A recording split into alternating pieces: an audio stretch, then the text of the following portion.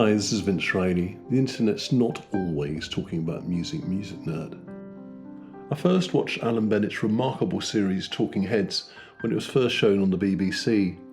These monologues, spoken to camera as though to a confidant, scrutinise such frontiers of human experience as alienation, physical and mental illness, adultery, sadism, serial murder, and paedophilia as though butterflies pinned to a board.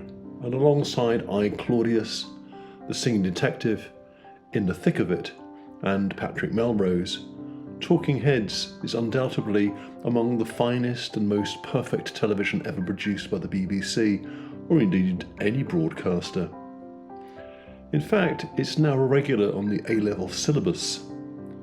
I was therefore somewhat confused to find that it had been largely remade, starring a contemporary generation of superlatively talented actors including Martin Freeman, Leslie Manville, Kristen Scott Thomas, and, in my view, giving the performance of her life, Imelda Staunton.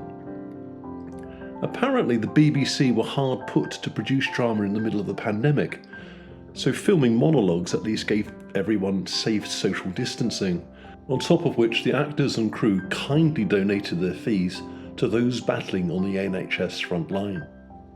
After reading 2 monologues in Bennett's publication, 2 besides, I felt urged to watch the remake.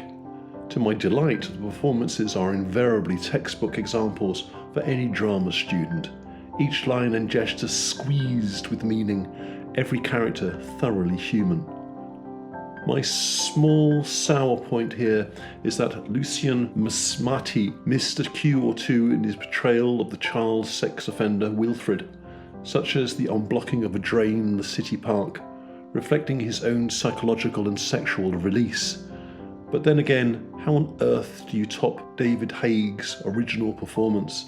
Another small moan is that a cream cracker under the settee and waiting for the telegram, both originally played by the great Thora Hird, couldn't be included as actors over 70 required protection against the infection. But as COVID-19 is now largely a memory, Maggie Smith would be a nice touch in either role, and why not Dames Judi Dench or Helen Mirren in the other? Don't ask, don't get.